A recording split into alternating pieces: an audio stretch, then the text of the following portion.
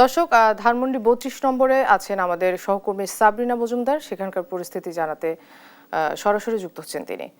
সাবরিনা, ৩২ নম্বরের এখনকার পরিস্থিতি কি দেখছেন, আমাদেরকে বিস্তারিত জানাবেন।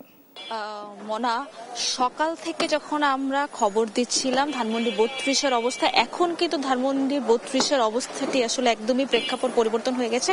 কারণ কিছুক্ষণ আগে একটি মিছিল এখানে আসে এবং মিছিলটি এসে ঠিক ধানমন্ডি ৩২-এর যে বাড়িটি আপনারা দেখছেন, এই বাড়িটির ভিতর আসলে ঢুকেছে এবং তারা এই যে বাড়ির যে স্থাপনাগুলো, যে দেয়াল আছে, এবং এই বাড়িটি কিন্তু একটি যেটি জিনিস জানিয়ে দিতে চাই, একটি খবর, সেটি হচ্ছে এই বাড়িটির মধ্যে কিন্তু সব পিলার যেগুলো ছিল সেগুলো কিন্তু কিছুই পিলার নেই।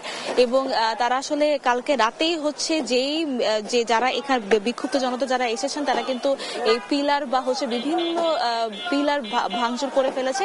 এবং সেই সাথে এই যে মিছিলটি ভিতরের দিকে গিয়েছে এবং বিভিন্ন স্লোগানের সাথে আসলে তারা এখানে এসেছে। ভিতরের দিকে যে আসলে বিভিন্ন দেয়াল থেকে শুরু করে বিভিন্ন দেয়াল আসলে তারা হাতুড়ি বা বাঁশ বা পাথর বা ইট এগুলো নিয়ে আসলে তারা বিভিন্নভাবে আসলে যে বাড়িটির যে দেয়ালগুলো আছে সেগুলো আসলে ভাঙার চেষ্টা করছে।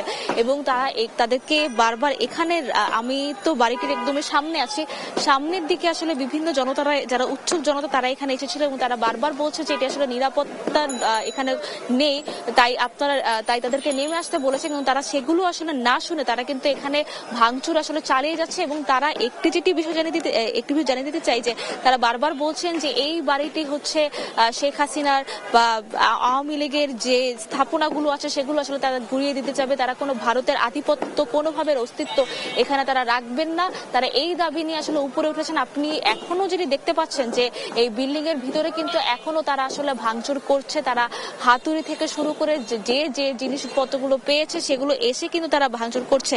তো সকালবেলা যেমন একটু থমথমে বা কিছু বিক্ষুব্ধ জনতা যারা এখানে এসেছিল, আসার পর আসলে যারা ভাঙচুর করেছিল, এখন কিন্তু অনেক মানুষ জড়ো হয়ে গেছে এবং তারা ভিতরে যে আসলে এই ভাঙচুর আসলে চালাচ্ছে এবং তারা বলছেন যে এই বাড়িটি ঘুরিয়ে না দেওয়া পর্যন্ত তারা আসলে এখান থেকে যাবেন না, তারা হুঁশিয়ারি দিচ্ছেন। তো এখন পর্যন্ত ধানমন্ডি ৩২-এ সর্বশেষ খবর ছিল এই। মোনা।